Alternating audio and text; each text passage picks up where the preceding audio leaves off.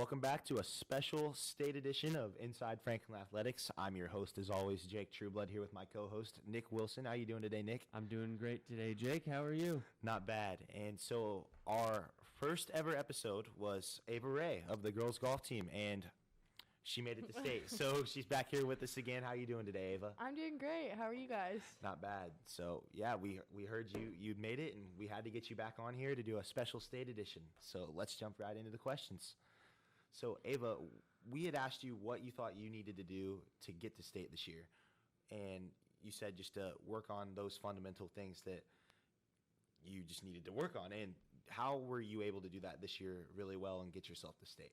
Yeah, so basically, I think the most important thing for me this year was I just really broke down the process of what I was doing, and I just tried to go into every match, every meet, controlling what I could control, and just like really focusing on hitting greens and making putts. And I think it really ended up working out for me. My average of this season ended up being 75.9, which is actually I think 8 off of the season record that we have. Yeah, so that's really awesome. The process that I chose or worked on I was really happy with how it ended up working out for me. That's awesome. Yeah, and so every year, basically it seems since we've been here, a golfer has gone to state, whether it was Ellie or Lib Paramore. Well, did she end up going to state last year? No, she didn't. She went her sophomore year. Okay, or yeah. Junior year. Did we have anyone go last year? Yeah, me and Ellie. Oh. So how does it feel different now that you're going by yourself? I mean, yeah, it's been a different feel because last year, like me, Ellie, and Liv, we all still practiced together, so it still was like somewhat of a team vibe. Now it's kind of just like whatever I like feel like I need to do to get ready. Like yesterday, I had a lesson. The day before, I just went out and practiced with Ted. It's definitely different, and the team, I know that the team wants to be there, and I think we deserve to be there as a team, but, you know, I think it just makes everyone want to work harder for next year. How far off did the team make it out of sectionals this year that you guys did? How far off were you of making it out of regionals?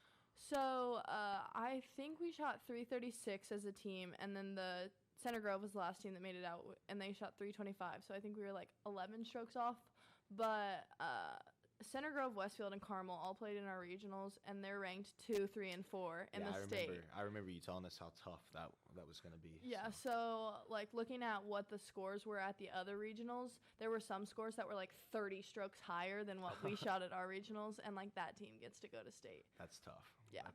That really stinks because you guys are definitely a really competitive team. Yeah. I remember you guys were you guys 1 stroke off last year? No. I think we were a few strokes last year. It was my freshman year that, we were 1 stroke off. That's really tough. Yeah. So how does are the other golfers still with you guys on the team right now? Or do they just go to meets now, being not actually competing? Yeah, so the way that we kind of like structure practices now, our coaches my coaches just kind of like want to like put the focus on me more because it's like you have one match left. Like we want to give all of our attention to you. Right. So yeah, they don't really come to practices. They don't come to practices, but they are going to be there on Saturday to support me. We're all going to drive the bus up together. So yeah, that'll be fun. That's really good. And how many girls, if you know a number, if it's different every year, if it's always the same, how many girls make it to state? I really don't know. I know that 5 individuals will make it out of the regional and 3 teams will. I think the number is probably somewhere around like 132. That's really specific, but I think it's somewhere around there. So are you going to leave during the school day to drive up there?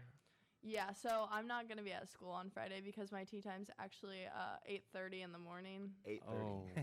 Yeah, so I have to be in Carmel by like 7:30ish. And will you go off the whole day, or will you get like breaks throughout the day? Yeah, so it's just like an 18-hole match. So I just go play 18 holes, and then that's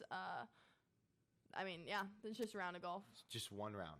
Yeah, so I play Friday and Saturday. So state is the only like 2-round tournament that you have. Oh, so you have 2 18-hole rounds? Okay. One's on Friday, one's on Saturday. And then there isn't like if you don't get a certain score on Friday, you won't go on Saturday? Yeah, they used to cut the tournament. It was a few years back, but now they don't do that Everybody anymore. just does too. Yeah. That's so Ava, you've had 2 head coaches and Ted Bishop, who owns the Legends, and then Crystal Morse, that's her name. So how have those 2 been able to help you with your game since they've gotten here? Yeah, so they know I'm a competitive golfer. Like, I play during the summer. High school isn't the only time that I play in tournaments. So they get that, like, you know, I kind of have my own practice routine. That doesn't normally happen. Fire drill.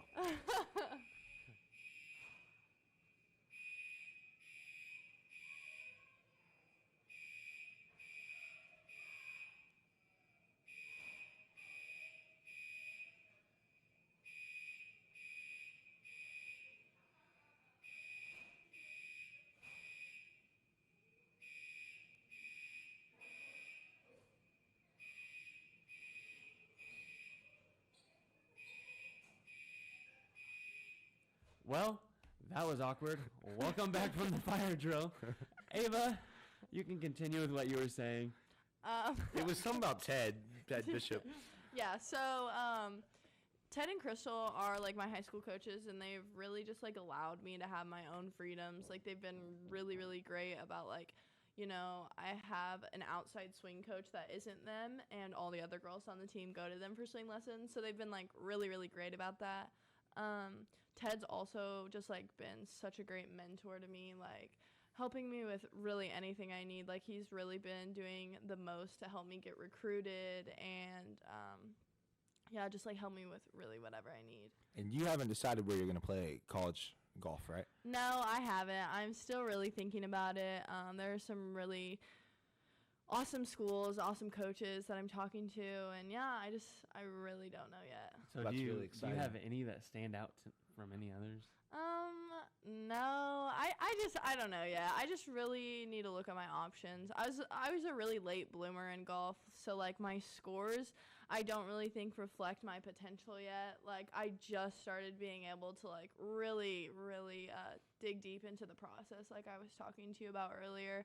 And so I think I just need a coach to like really see that and see that I have a ton of potential and like take a chance. So Well, I definitely think you proved that lately, especially after you tied the record for best score in an 18-hole round at 67.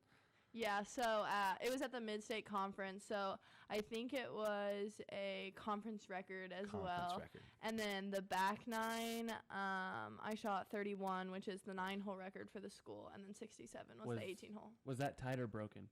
Tied. Both tied. That's awesome, though. Yeah. Yeah, that's really, really great.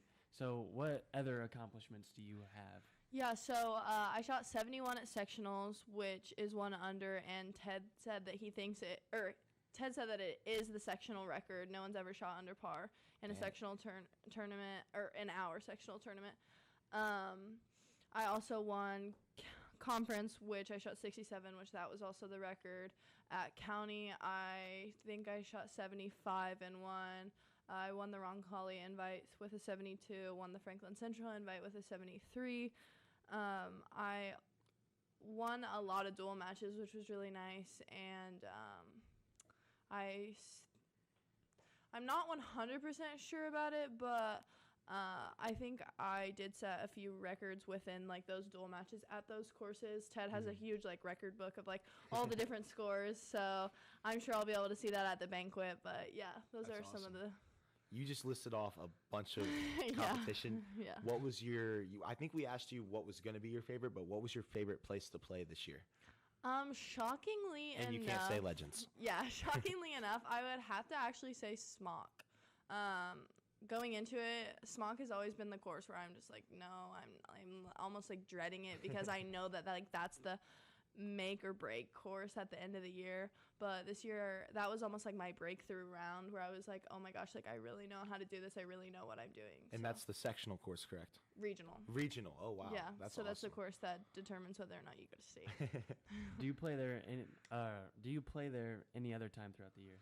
Or just regionals? Well, my parents liked me to go like once over the summer, just like play it. But this summer I really didn't. I felt like I knew the course well enough, like going into this year, because we literally play it every single year, and we just try to like cram it in our heads.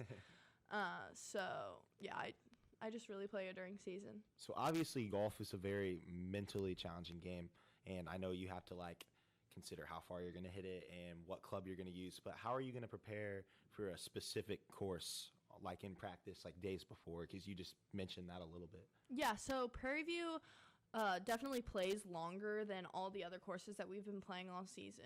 It really showcases like where it really separates the girls that are like high school golfers that like, you know, like don't really hit it as far versus like the girls that are gonna like go play college golf at a high level. And I think that, you know, it really just depends. You just have to go and you have to practice. Like today, I'm going up to Prairie View to play. I've already heard from some of my friends that also made it to state that the greens are lightning fast and that it's going to definitely be a fun course to play, but it's going to be extremely hard. So I'm definitely excited to go see what it's like right now. So how does golfing against good competition affect you? So you look over, and obviously you guys aren't right on the same hole at the same time. It's not like you're just playing around with your friends, but you see other scores. How does that affect your game? Well, we don't really do like live scoring at state, so I don't know what other people are like, you know, shooting at the time. But I don't know. I just try to really like keep to myself, like keep the things that I know how like what I need to do to myself and just try to do them, because if I get wrapped up in someone else's game and like trying to like catch other people, it doesn't really work out for me. That makes sense. Just kind of have those blinders, be able to just focus on your game. Yeah. That makes sense. Yep. Well, best of luck at state, Of course. and hopefully we can have you back when you're a state champion. Yeah. Well, Ava, thanks for coming on here once again. We hope we can get you back on here as a state champion in maybe a week or two. Best of luck to you in the tournament. This has been a special state edition of Inside Franklin Athletics. Don't forget to like and subscribe and watch the other Inside Franklin Athletics that was posted this week with cross-country runner Lauren Klim. Thanks for watching, and we'll see you later.